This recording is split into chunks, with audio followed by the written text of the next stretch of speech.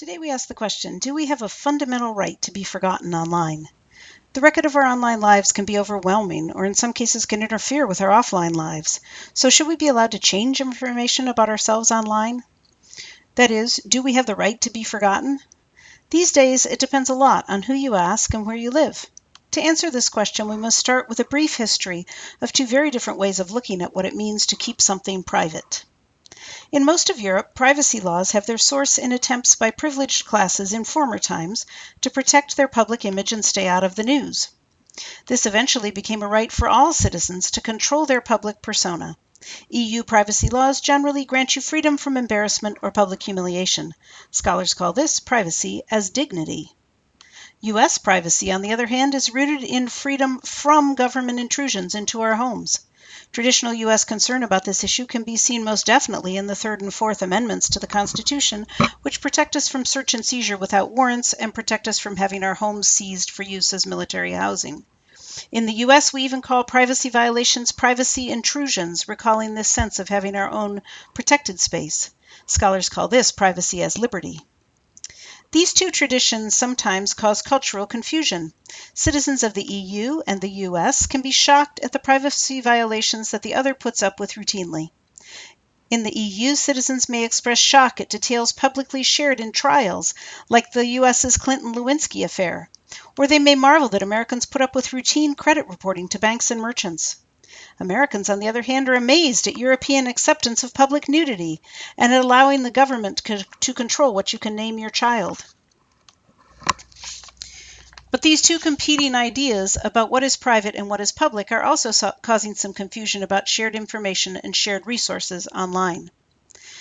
In 2010, a Spanish man named Maria Castella Gonzalez brought a complaint before the courts because a Google search for his name still linked to an old newspaper article about a foreclosure sale that had happened years ago. He asked that the paper remove the article and that Google stop linking to it. He argued that the information was irrelevant because the debts were paid. The case made its way all the way to the Court of Justice of the European Union, the CJEU. The CJEU ended up ruling on three things. They decided that Google operated AdWords for revenue in Spain and so was subject to EU restrictions. They ruled that Google could be considered a data controller as described in the Data Protection Directive of 1995. This was an important decision since the DPD was written before search engines as we know them existed, so the court had to determine their status before proceeding. Google is a controller, the CJEU said, because it makes information so accessible that its activities are highly threatening to privacy. The CJEU broadly interpreted the DPD to include a right to be forgotten by data controllers. This right was not absolute, but needed to be balanced against the competing rights of the data controller and of other Internet users. Based on this decision, data controllers now need to make citizens' data inaccessible if they request it in the EU. The CJEU decision did not require that the newspaper remove outdated information about Mr. Castella, but that Google break links to this information when his name was searched. Interestingly, the CJEU hears arguments in cases like this from an advocate general, whose job is to present an independent legal opinion about the case the court will hear. The Advocate General found that Google was subject to the ruling based on territorial arguments, but did not find that Google was a data controller, and as a consequence, the DPD did not apply and contained no right to be forgotten for EU citizens. In this case, the CJEU took the unusual position of applying a fundamentally different legal analysis and arriving at an opposite conclusion than the one laid out by the Advocate General.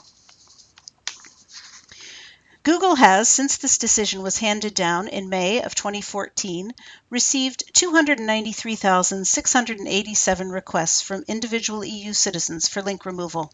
Based on these requests, 373,703 links have been removed from Google so far. Decisions on hundreds of thousands more are still pending. Google receives requests and decides what should be complied with based on the 2014 CJEU decision and also the guidelines produced by the regulatory body Article 29 Working Party. Google has so far only broken links on European-specific domains of their search engine, such as google.fr in France or google.es in Spain. Google's US domain, google.com, is so far unchanged, but the EU is demanding that Google remove the requested links there as well or face heavy fines. Response has been strong on both sides of this issue. Advocates of the right to be forgotten see it as an important first step down the path toward control over the chaos of the proliferation of personal information on the Internet.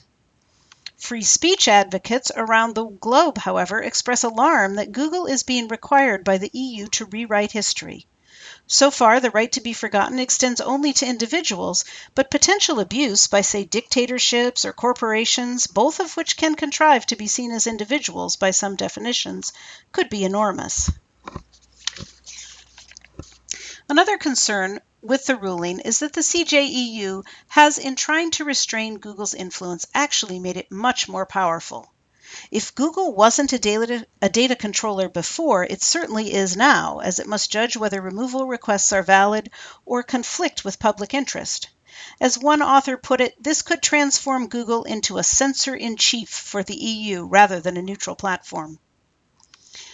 Another conflict arises if one citizen wants information removed and another citizen just as strongly wants the information to remain.